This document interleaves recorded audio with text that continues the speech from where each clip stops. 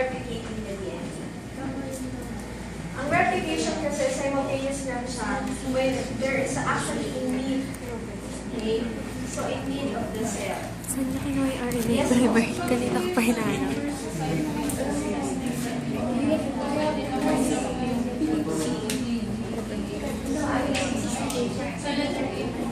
Letter A, complementary kasi. Parang kinuha niya yung F yung given sa cell.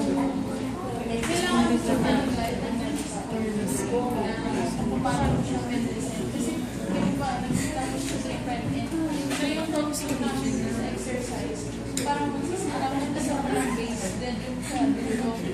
So, halimbawa, ito yung given, if you start it here with the 5 prime, so ang complement niya ay 3 prime.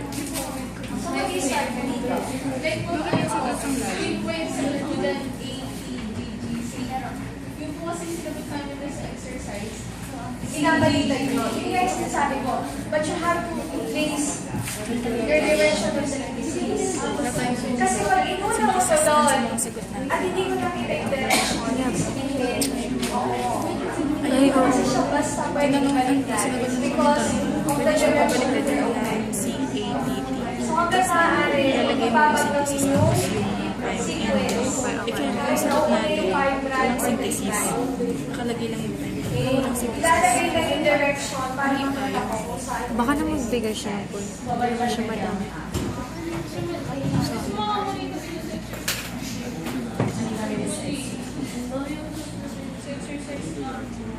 Mas makakali ko nga yung ginawa niyo. Hindi mo kasi yung sa direction. Ayun. You have to place the direction kasi from the 5 right to 3. Always 5 right. Okay. Question? Okay, we move on now to translation. Transcription. So this is already your transcribed mRNA. Okay. So logically, when we have the problem, we assume that all the codons here are actually exons. Okay. So hindi na tayo nag-remove ng introns. Kasi yung dun sa post-transcriptional, this is already known as the mature mRNA. Kapag, in a problem, in a given problem. But in reality, okay, in reality, of course, we have what we refer to as post-transcriptional modification. Okay? So what do you mean by post-transcriptional modification? So hopefully this was discussed to you last time. It has 3 steps. Has only 3 steps. You have the 3' copying, 5' poly-A binding,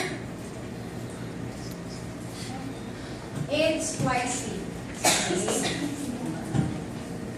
So in the 3' or the 3' copying, you're just going to add the methyl guanosine on the 3' end.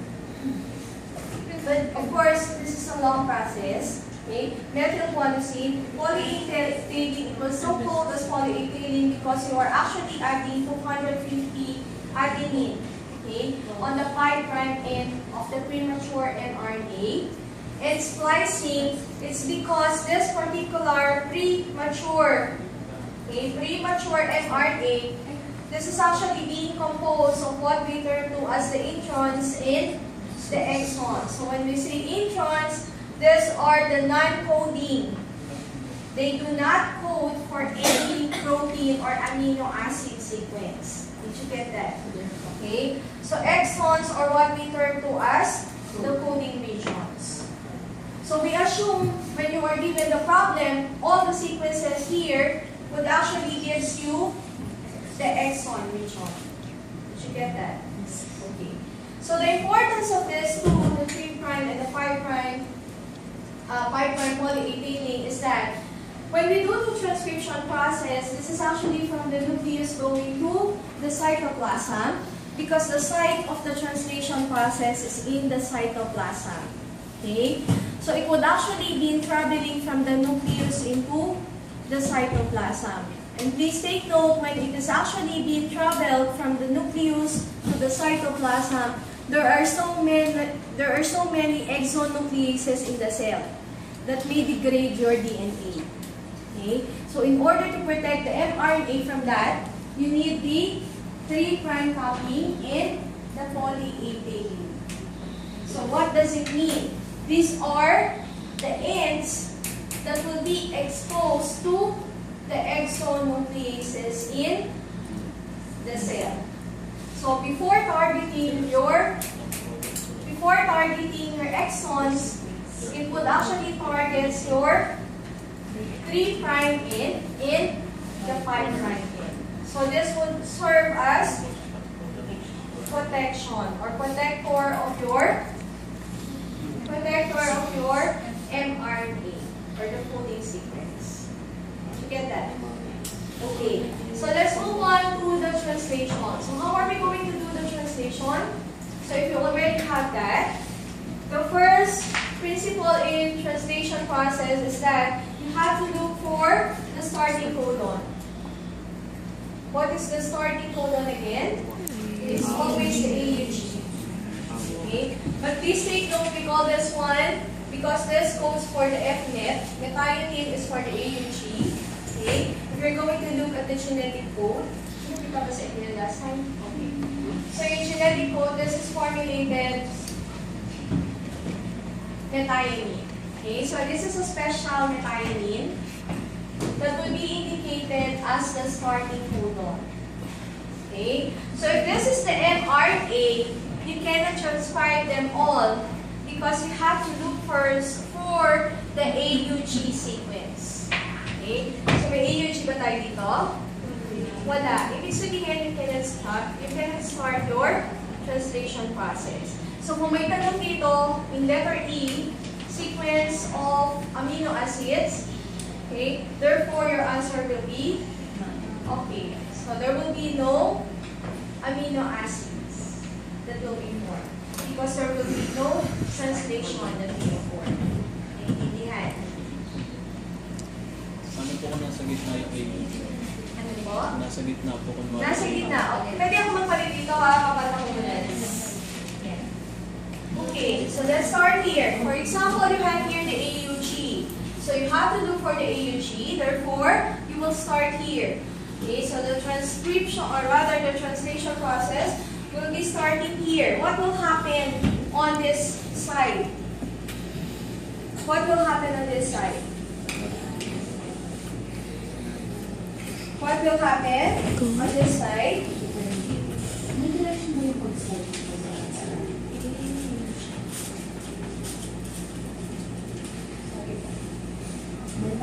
Direction natin pala na dito. Sorry. This is your mRNA. You start with the 5' to 3'. So what does it mean? Your reading frame will be from the 5' going to the 3' direction. So you will be looking for the AUG. So AUG, therefore we will start here. Okay? So what does it mean? The bases before this AUG will not be translated. Did you get that? Because you will be starting here. So this is actually left. You all know that one amino acid is actually equivalent to, or one codon rather, which is composed of 3 bases, nitrogenous bases. Did you get that? So AUG is the left. So CGU. Pakitingin nga po. You have your genetic code. CGU stands for, but in the exam you will be given the genetic code. So you have to know how to read this one. Either the table or the serial one. Okay?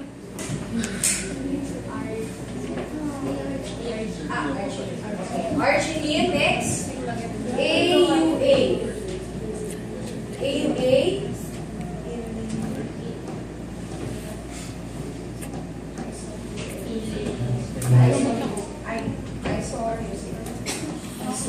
Okay, next. CGG.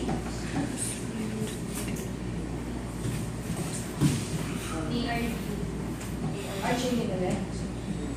AGU. Okay, dito the stop codon, because your reading frame is from here going to that position. So AGU.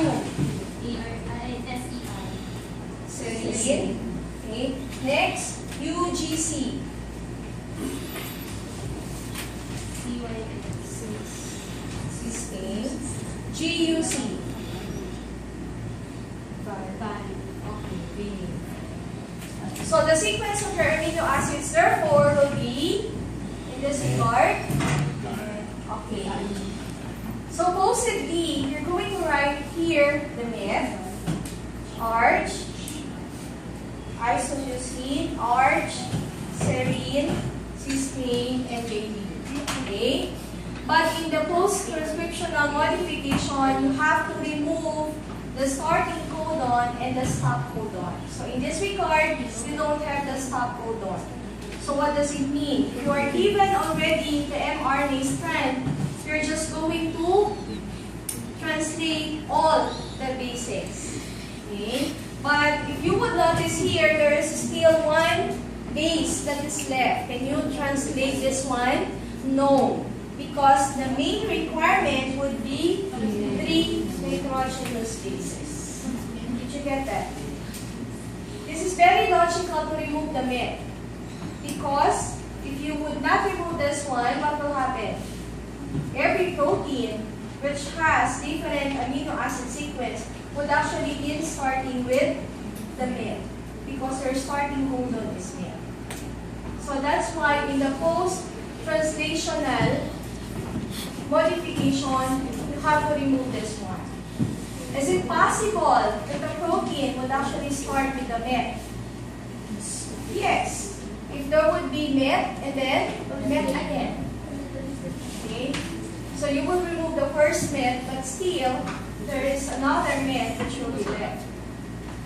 Okay? Question. How to remove the met? The first AUG first. But sabi ko nga kanina, if you still have here the AUG, okay, so it means you're going to have the next met. So what you're going to remove only after the post-transitional modification is the first met. Okay, so that's why there are some protein which will start with the met. Any other question? Sasagot mo wala yung minute sa final answer ko. Apo. Sa answer ko, wala po. Apo. Any other question? For demonstration process. Okay, so for example, I will be giving you some problems for in, okay? So I will be indicating the number of nitrogenous bases. So a given double-stranded DNA, or rather, a given strand of mRNA is usually composed, for example, of 60 nitrogenous bases.